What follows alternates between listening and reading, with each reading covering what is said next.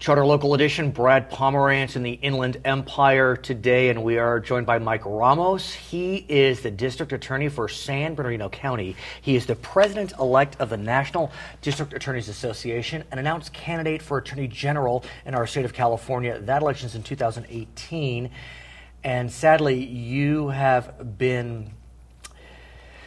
a front row seat as it relates to tragedy.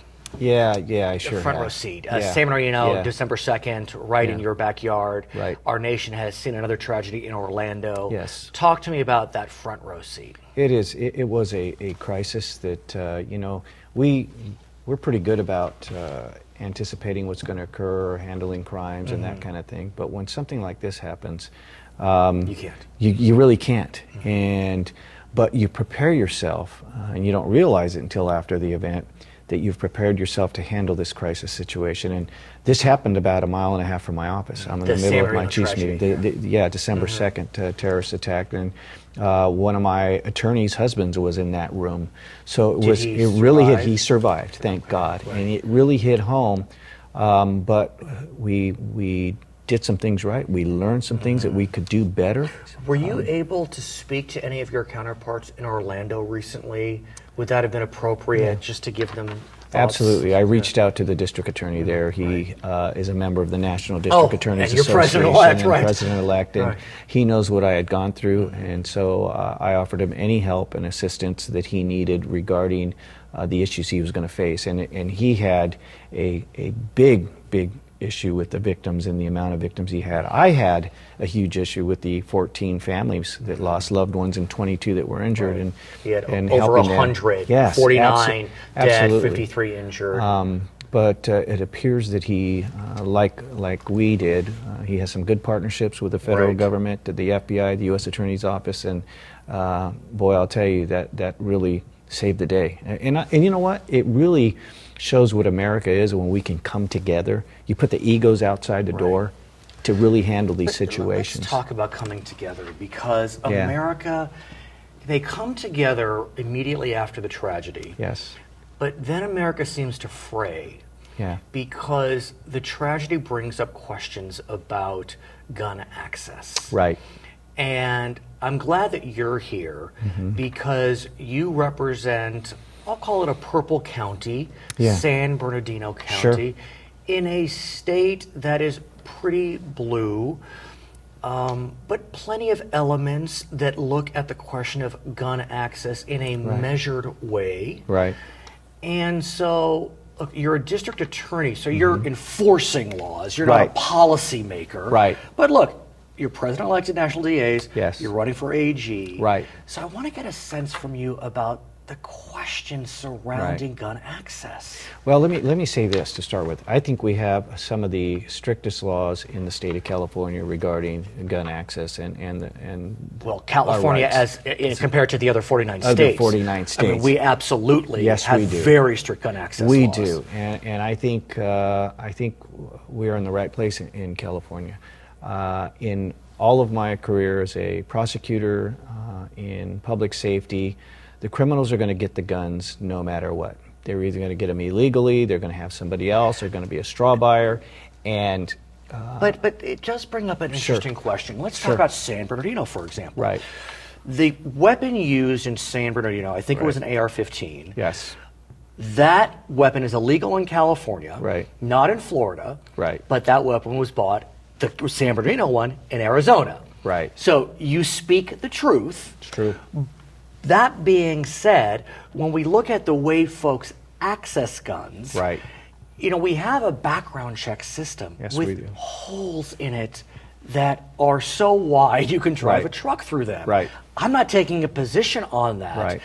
But, polls indicate over 90% of folks in the nation, Democrats, Republicans, support a universal background check system that we don't have. And there should be, and that's why I mentioned the state of California. I think if we had a universal, you wouldn't have had the problem that we had here on December 2nd with that issue and getting the illegal guns and having somebody else purchase the guns in another state with illegal weapons. If we had this universal, whatever it's going to be, we should all be on the same page. Well, so you're advocating for a universal background check system, which is a bold statement for an elected official in California that's a Republican. Right. And so how do you mesh that with your national party? Sure, and I think I believe in everybody's right to own a gun under the Second Amendment, and I think that the citizens have that right. It's historical. We should be able to protect ourselves, and I think these protocols we put in place, it's not going to affect us citizens that are following the laws. We will not have a problem. But it's going to give us a check on the mental health issues, people trying to get guns, terrorists. We've got to do something. And you look at the question of terrorists. I mean, what we know now is that despite efforts by substantially Democrats, but not exclusively Democrats, there are still laws on the books that allow folks on a no-fly list, a terrorism watch list, to buy guns. Right. At least in other states. In California, is it tighter?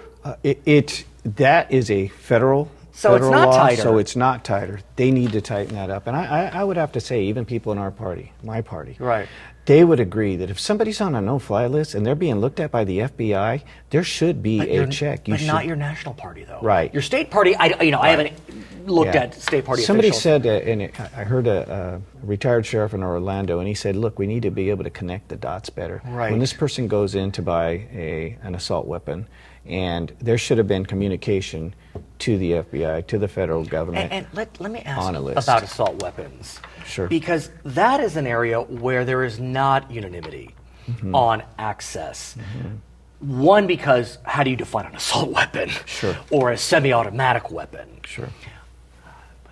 Intuitively, I wonder, do civilians need assault weapons, semi-automatic weapons? Again, I don't know what that means, but let's just speak most broadly. Yeah.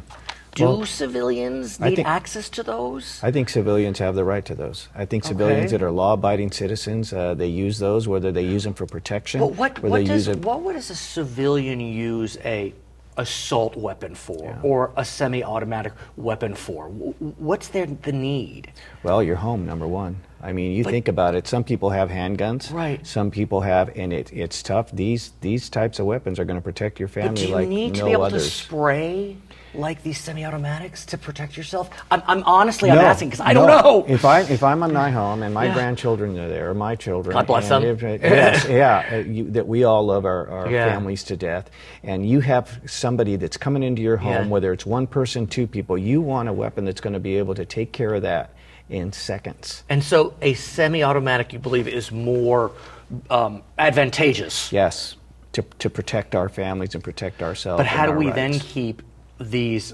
semi-automatic weapons away from the folks that shouldn't have them? And that's exactly what I'm talking about. That's where you take the policies and procedures and the law in the state of California and apply them across the United States of America. I hope it happens. I'm a little concerned about what's going on in Washington, I mean, D.C. if you're the president-elect of the National DA's Association, I mean, you come with tremendous credibility. Right. You are a Republican. Right. You are from the Inland Empire. I mean, you come with a whole host of credentials behind you that give you a platform for which people will listen. And I will be talking to those people that will listen. How? Well, part of it is getting up on the Hill and going into the offices of our elected senators and our elected Congress people. His name is Mike Ramos. He is the district attorney for San Bernardino County. He is running for attorney general. That election will be held in 2018 in our great state of California. I'm Brad Pomerance in the Inland Empire, Charter Local Edition.